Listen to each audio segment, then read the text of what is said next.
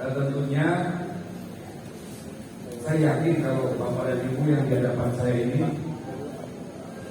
adalah orang-orang yang sangat peduli, tanda kutip malu kalau sampai terjadi lagi.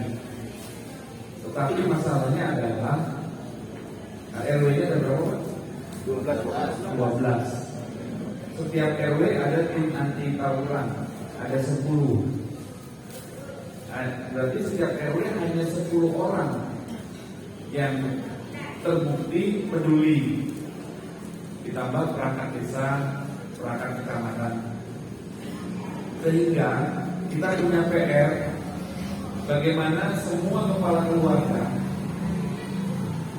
di Kelurahan Manggarai ini peduli terhadap remaja-remaja putra-putranya. Saya tadi baru diperlihatkan video oleh Pak Camat. Sangat meresahkan, walaupun jarak jauh, dan itu menutup jalan ya Pak ya, menutup jalan. Dan yang kurang baik tentunya itu membuat label kita sebagai warga Manggarai dianggap pencegahannya mungkin kurang, terjadi lagi.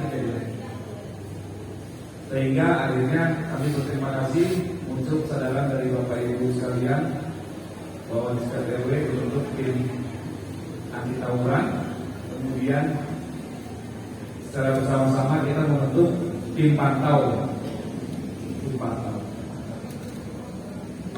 Selain saya ingin berdialog, saya ini juga memberikan beberapa rekomendasi. Mudah-mudahan tidak terjadi lagi. Tapi dari video-video yang beredar yang sudah terjadi itu, pertanyaannya apakah sudah pernah disentuh? Orang-orangnya kan tentunya bisa kita identifikasi sekarang dari satu kasus yang terjadi itu saja, yang videonya masih ada. Menurut saya itu juga perlu disentuh. Identifikasi yang baju merah siapa, yang baju biru siapa, yang megang kayu itu siapa. Kita sebarkan ke teman-teman ketua RT, kepala keluarga, kemudian kita identifikasi orang-orangnya, kita sentuh. Dari tim anti tawuran bisa menyentuh, dari ketua RW bisa menyentuh, dari Pak Lurah bisa menyentuh. Kita tanya kenapa sih kamu masih melakukan itu? Apa manfaatnya? Bukankah kemudaratannya lebih banyak dan lain sebagainya.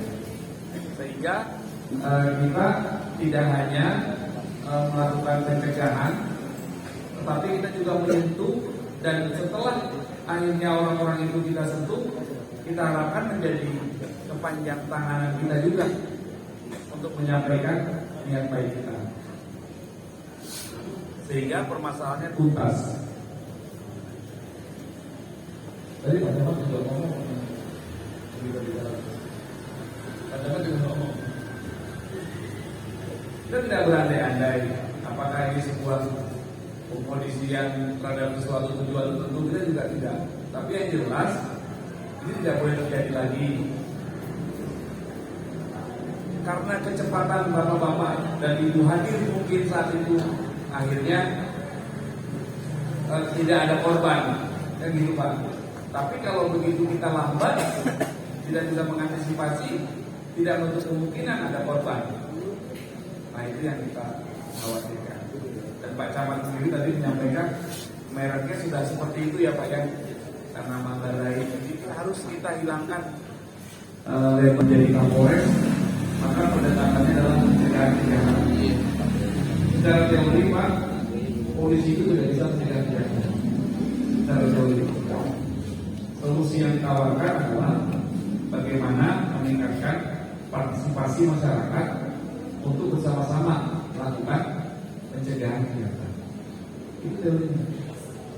Jadi kami harus mengajak semua masyarakat untuk menjadi polisi bagi dirinya sendiri, sehingga mampu menciptakan sistem keamanan lingkungan, menjaga keselamatan diri sendiri, harta bendanya, keluarganya, sistem keamanan lingkungan dibuat.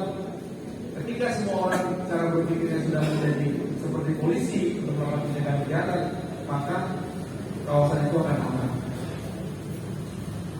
Karena rasio di Jakarta Selatan, di Polres Jakarta Selatan ini penduduk Jakarta Selatan adalah 2,4 juta, 2,39 sekian.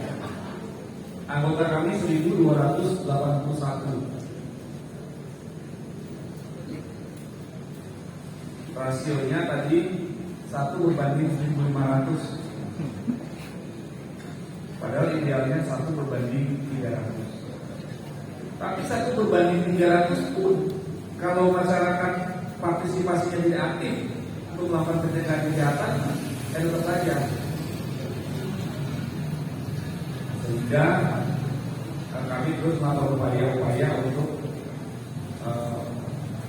bersama-sama stakeholder yang lain, dari bapak-bapak Koramil, kemudian Pak Camat, bagaimana meningkatkan kesadaran